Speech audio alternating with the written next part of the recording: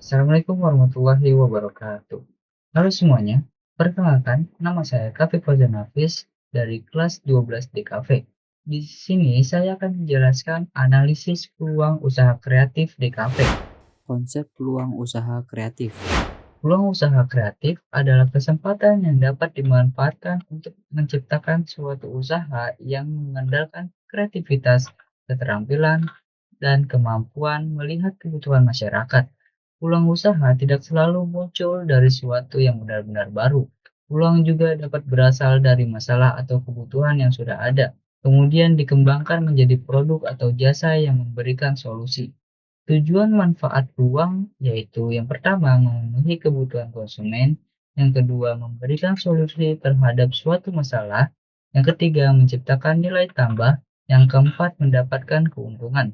Contohnya, kebutuhan masyarakat terhadap makanan praktis dapat menjadi peluang untuk membuat usaha makanan siap saji dengan konsep yang lebih menarik. Identifikasi potensi lingkungan.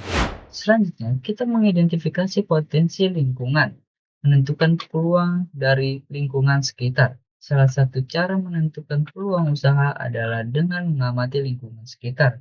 Lingkungan sekolah maupun lingkungan masyarakat memiliki berbagai kebutuhan yang dapat menjadi sumber ide usaha.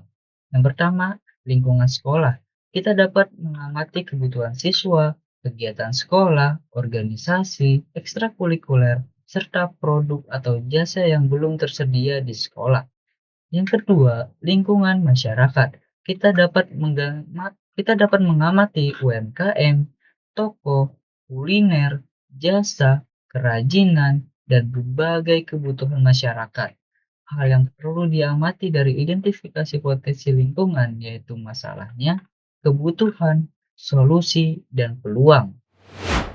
Menganalisis kebutuhan pasar. Selanjutnya, kita menganalisis kebutuhan pasar. Mengapa kebutuhan pasar itu penting? Sebelum menentukan sebuah usaha, kita perlu mengetahui apakah produk atau jasa tersebut benar-benar dibutuhkan oleh konsumen. Analisis kebutuhan pasar dapat dilakukan dengan cara mencari tahu siapa calon konsumennya, apa masalah yang mereka hadapi, apa yang mereka butuhkan, apa yang mereka inginkan, bagaimana kondisi pesaing. Contohnya, banyak UMKM membutuhkan identitas visual untuk mengenalkan usahanya. Kebutuhannya logo. Solusinya jasa pembuatan logo. Peluang jasa logo untuk UMKM. Semakin jelas kebutuhan konsumen, semakin jelas pula peluang yang dapat dikembangkan. Analisis SWOT. Selanjutnya, kita akan menganalisis SWOT. Apa itu SWOT? SWOT adalah metode yang digunakan untuk menganalisis suatu peluang usaha dengan melihat faktor internal dan eksternal. S. Strength, kekuatan yang menjadi keunggulan usaha. W. Weakness, kelemahan yang masih perlu diperbaiki. O. Opportunity, peluang dari luar yang dapat dimanfaatkan. T. Threat, ancaman atau tantangan dari luar yang dapat menghambat usaha. Tujuan SWOT adalah dengan SWOT kita dapat mengetahui potensi, kekurangan, peluang, dan resiko sebelum menentukan suatu usaha. Contoh analisis SWOT. Selanjutnya, saya akan kasih contoh analisis SWOT, jasa pembuatan logo untuk UMKM. Strength, kekuatan, memiliki kemampuan desain, dapat dikerjakan secara digital, dan tidak membutuhkan tempat usaha besar. Weakness, kelemahan, pengalaman masih terbatas, dan membutuhkan portofolio untuk membangun kepercayaan konsumen.